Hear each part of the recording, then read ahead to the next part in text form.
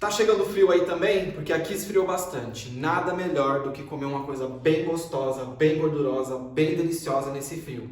Então hoje eu vou ensinar pra você um pãozinho recheado em 3 sabores diferentes. Na verdade, é um de parmesão e azeitona e 2 de calabresa, mas nós vamos fazer técnicas diferentes para você aprender como lidar com diferentes texturas e tamanhos de recheio. Para fazer esses pães eu vou fazer uma massa igual a uma massa de pão rústico. Então nós vamos começar com a farinha de trigo e aqui vão ser utilizados 600 gramas. Isso vai dar para fazer 3 pãezinhos de 400 gramas no final. Nesses 600 gramas você vai adicionar o sal, mistura um pouquinho, abre ali no meio um buraquinho e coloca a água. Depois de colocar a água você coloca o fermento natural ou o levain.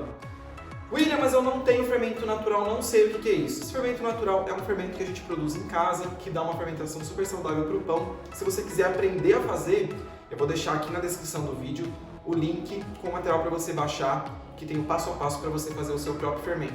Ah, eu vou deixar também na descrição do vídeo todas as quantidades de matéria-prima que eu estou utilizando. Depois de colocar o levain, eu vou dar uma boa misturada com o garfo e aí eu vou passar com a mão, começar a misturar melhor essa massa. Uma vez que ela estiver bem misturada, passa para a bancada e agora o frio vai passar, porque nós vamos começar a sovar essa massa. Eu gosto de começar a sovar a massa com uma mão só, mas se você tiver dificuldade, pode fazer com as duas. Se você tiver uma batedeira planetária, você também pode sovar a massa na batedeira planetária. Não tem necessidade de sovar na mão. Se você for sovar na mão, como eu, você vai fazer esse movimento de empurra, puxa, bate, dobra. Como tiver a textura da tua massa, vai determinar como você vai sovar. E você vai contar 200 movimentos. Se você estiver batendo na batedeira, você pode bater por 10 minutos na velocidade baixa. Depois disso, eu vou separar 1/3 dessa massa, que vai dar mais ou menos uns 400 gramas. Mas sempre pese o seu total de massa antes de porcionar. Por quê? Porque essa massa que eu separei, eu já vou incorporar o recheio. E o restante da massa vai incorporar o recheio só no final. O motivo dessa divisão é que, como eu estou incorporando uma calabresa ralada e eu quero que ela fique uniformemente distribuída por toda a massa, junto com um pouquinho de alecrim, eu posso já colocar agora no final da sova. Por quê? Como ela está em pedaços ralados muito pequenos e não é um queijo, por exemplo, que pode ser incorporado dentro da massa, eu colocando nessa etapa ela vai ficar mais bem distribuída e não vai atrapalhar a minha massa, não vai rasgar. Os outros recheios que a gente vai usar vão ser em pedaços maiores, então se eu colocar nessa etapa, eles vão rasgar a massa durante as dobras, que é o próximo processo que a gente vai fazer. Então esses aí a gente vai colocar só mais pro final. Que dica de ouro, hein? Acho que vale um like nesse vídeo. Ah, não se esqueça de se inscrever no canal, ativar o sininho, porque tem receitas como essa toda semana por aqui. E se você conhece alguém que gostaria de ver esse vídeo, que gostaria de fazer esse pão, não se esquece de compartilhar esse vídeo para essa pessoa também. O processo de adição da calabresa ralada é muito simples, é só você literalmente misturando ali com a mão, como se você estivesse sovando, vai apertando e tal. Não tem segredo, não tem muita técnica, é só incorporar mesmo até ficar homogêneo. Depois eu coloquei um pouco de alecrim fresco, mas é opcional. Eu vou pedir para vocês não colocarem alecrim seco, porque o alecrim seco, ele é meio fiapudo, ele é meio grande assim, não é muito legal. Se você tiver o fresco, põe o fresco. Se você não tiver, não coloca. Faz só com calabresa que também vai ficar bom. Tampa esse recipiente e agora nós vamos dar um descanso de meia hora nas duas massas. Tanto a que já foi incorporado o alecrim e a calabresa, quanto na outra massa que está só a massa branca por enquanto. Depois de 30 minutos a gente vai fazer a primeira dobra. William, o que é uma dobra? Uma dobra é um processo que a gente vai dar tensão na massa para ajudá-la a ir ganhando estrutura, pegando força, já que a gente não consegue desenvolver completamente a força do glúten na sova, principalmente se você estiver sovando na mão. Então a gente vai fazer esse processo 4 vezes. Na primeira dobra você só vai puxando ali a borda da massa para dentro, até que ela vai pegando força de novo. E você pode tirar do bol, você pode deixar no bol, como você preferir. Como está frio, eu vou deixar minha massa em temperatura ambiente, mas você sempre tem que cuidar para ela não passar de 25 graus. Então, fica de olho como é que está a sua temperatura. Se a sua massa estiver aí acima de 25, 26 graus, é melhor você dar esse descanso na geladeira. Então, ao invés de passar para a bancada, você volta para o pote e põe na geladeira de novo. Aqui, como está fazendo 20 graus, minha temperatura ambiente, eu vou deixar a massa em temperatura ambiente. Esse é o momento que o pessoal do sul vai falar: nossa, 20 graus, então tá calor. E o pessoal do Nordeste vai falar: nossa senhora, 20 graus tá frio. Eu tô batendo queixo. Dados mais 30 minutos de descanso, a gente vai fazer agora a segunda dobra. Repete o processo ali nas duas massas e vocês vão observando que conforme vocês fazem dobras, a massa vai ficando mais lisa, mais bonita, com um ponto de véu mais desenvolvido. Então você vai colocando cada vez menos força e tentando não rasgar.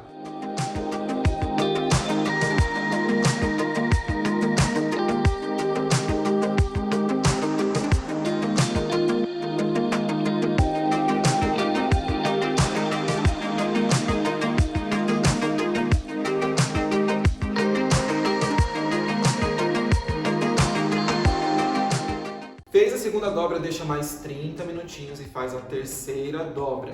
Quando você fizer a terceira dobra, a massa já vai estar mais bonita, mais lisa, então manipule com cuidado, não rasgue a massa. Se a sua massa já estiver muito firme, pare de fazer dobras.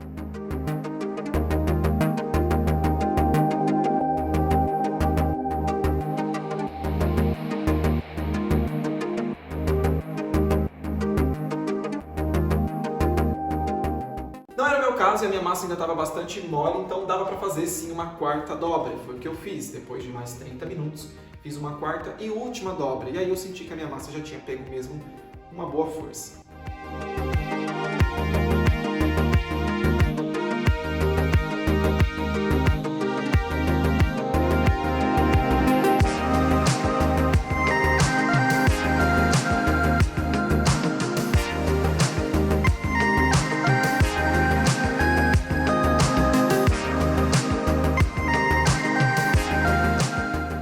No final da quarta dobra é muito importante que você tire uma lasquinha da massa, um pedacinho pequenininho, e coloque na sua proveta. Se você não sabe o que é isso, nem sabe como se usa essa ferramenta que eu uso bastante, eu vou deixar um vídeo aqui no card para você ver como é que você usa a proveta. Então, depois que terminar esse vídeo, você volta e assiste ele. Vou deixar na descrição aqui também. Você vai dar mais um descanso aí de pelo menos 1 hora nessa massa, deixa ela relaxar de novo, ficar bem tranquila, bem macia, bem relaxada, para a gente fazer a próxima etapa, que é quando nós vamos efetivamente incluir o recheio. Essa massa branca que sobrou, eu vou abrir mais ou menos um retângulo ali e dividir ela ao meio. Se você quiser dividir mais perfeitinho, é só você pesar e depois dividir e pesar cada massa separadamente. Eu vou abrir ela o máximo que eu conseguir, com cuidado para essa massa não rasgar. Por isso é bom que essa massa não seja uma massa muito firme, muito seca, e sim uma massa um pouco mais extensível, um pouco mais elástica. E vou espalhar o meu recheio ali por cima. Aqui eu estou usando azeitona e parmesão ralado grosso. Quanto eu usei de cada? É um punhado, eu não pesei não. Eu não vou dizer para vocês que foi 30 gramas, 50 gramas, eu não sei. Eu catei um punhado e eu coloquei. Coloca o tanto que o seu coração mandar. Quanto que o seu coração ama recheio? Essa é a quantidade que você põe, não tem muita regra não. Se a massa estiver bem desenvolvida, ela vai suportar o recheio. Lógico, use o critério do bom senso. E agora vem o grande segredo. A maneira como você vai enrolar esse recheio na massa. Você não pode sovar a massa de novo, senão você vai estragar toda a estrutura de glúten que você trabalhou tão arduamente para desenvolver. Então, você vem dobrando a massa com muito cuidado, tentando sempre trazer a parte de baixo em contato com a parte que tem o recheio. Assim você vai formando várias camadas de recheio e massa e isso vai ficar mais bem distribuído. Depois você vai bolear essa massa com cuidado para ela não rasgar, para essa azeitona não furar, para esse queijo não furar. Lembra que eu expliquei? Sempre que você tem um ingrediente em pedaços maiores, a gente vai colocar nessa etapa final para evitar de rasgar a massa. E deixa ela ali no cantinho. Evita também de ficar muito ar entre as camadas. Então sempre quando você for dobrando, vai com cuidado para que não fique nenhuma grande bolha. Se ficar alguma grande bolha ali no meio, você tem que dar uma furadinha para sair aquele ar, senão isso vai deixar um defeito de modelagem no seu pão. Faz a mesma coisa com a outra metade. E aqui eu coloquei calabresa em pedaços maiores. Por quê? Eu quero fazer um pão diferente, mostrar para vocês que você pode usar sim a sua criatividade para fazer um recheio variado utilizando o mesmo insumo. Então eu peguei e cortei as rodelinhas e cortei ao meio. Assim tem pedaços grandes. E fiz a mesma coisa do que eu fiz na outra metade. Fui dobrando com muito cuidado, principalmente porque essa calabresa tem as pontinhas ali e essas pontinhas podem sim furar a massa. Depois você vai bolear ela também e vamos deixar essas 3 massas descansar. Por quanto tempo? Eu não sei. Eu deixo até ela ter dobrado de volume na minha proveta. Sem modelagem. Nós não modelamos o pão ainda. Quando dobrar de volume na minha proveta, nós vamos fazer a modelagem. William, mas no vídeo da proveta você fala que você espera crescer 50%, depois você modela, depois você espera crescer mais 50%. Mas esse pão não é um pão rústico tradicional, nós estamos fazendo aqui outra técnica, então eu estou te fornecendo outro parâmetro. Quando cresceu, eu tenho 3 pães, então eu resolvi fazer um experimento para mostrar para vocês a diferença do tempo de descanso de cada um agora. Nós já estamos no momento em que a fermentação está bem avançada e eu vou assar os pães. Eu vou assar os 3, só que eu vou fazer o seguinte. Eu vou primeiro modelar e assar direto o pão de parmesão e azeitonas. Assim que eu coloco ele no forno, eu já vou modelar os outros 2. O pão que tem a calabresa em pedaços maiores vai ficar uns 25 minutos em cima da bancada, que é o tempo do primeiro assar. Depois ele vai para o forno.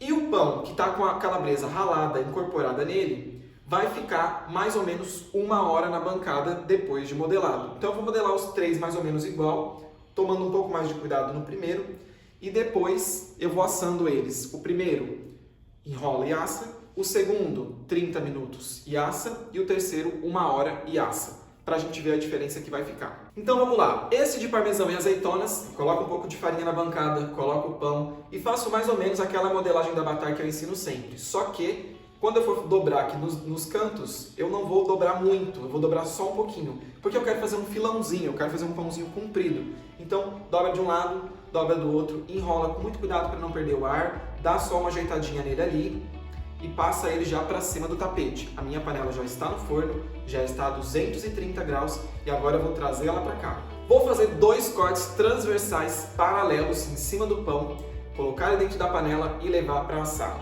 Depois de 20 minutos com a tampa, eu tiro a tampa e deixo mais 10 minutinhos para ele terminar de dourar. Eu não vou abaixar a temperatura, vou manter a 230, porque como eu já vou entrar com outro pão logo em seguida, eu não quero que a minha panela esteja fria. E eu não quero ter que dar um tempo para ela esquentar novamente. Assim que eu levei ele para assar, eu vou modelar o meu segundo pão. E como é que eu vou fazer essa modelagem? Do mesmo jeito. Puxa para um lado, puxa para o outro, enrola, dá uma acertadinha nele ali, e deixa esse pão com os pedaços de calabresa descansando enquanto o primeiro pão assa. Toma muito cuidado para a calabresa não começar a rasgar a sua massa. Olha como que está a minha massa bem esticada aí. Então tem que ser uma massa realmente bem extensível. Quando o meu primeiro pão está pronto, eu trago e já troco ele da panela. Então eu tiro o primeiro pão e coloco o segundo pão. Faço os 2 cortes, levo para dentro da panela, borrifo, tampo e forno. Enquanto isso, o meu pão, que eu acabei de tirar, já vai esfriar. O terceiro pão eu também já tinha modelado ele, do mesmo jeito. Dobra de um lado, dobra do outro, enrola, dá uma ajeitada. Como ele ficou mais tempo na bancada, eu deixei ele descansar um pouco mais. Apertei ele um pouco mais também no começo. Como o recheio está também ralado, já está mais misturado, mais incorporado, eu não preciso ter tanto cuidado na manipulação. E assim que o meu segundo pão ficou pronto, mesma coisa, eu só trago a panela e troco ele de panela e coloco o último. Então, passo ele para cima do tapete, faço os cortes do mesmo jeito, coloco dentro da panela e levo para assar. 30 minutos depois, trago ele de volta e já temos o nosso terceiro pão assado. E agora, olha só eles lado a lado como ficaram. Todos ficaram muito bonitos e eu agora vou mostrar para vocês a diferença que fez esse tempo de descanso. Vou dizer para vocês qual ficou melhor. Os 3 assados já vou adiantar para vocês. O primeiro que eu modelei e já assei ficou com o miolo um pouco mais aberto. O segundo ficou com o miolo mais ou menos. E o terceiro que eu modelei com alguma antecedência ficou com o miolo um pouco mais fechado. De toda forma, os 3 ficaram bons. Eu gosto muito de fazer esse tipo de experimento. Inclusive no meu curso eu faço bastante esse tipo de comparação. Aliás, se você quiser conhecer, vou deixar o link na descrição do vídeo também. Lá tem uma aula bem legal ensinando vocês a fazer o vinho rústico do zero e o fermento natural. Olha só como ficou os pães depois de pronto.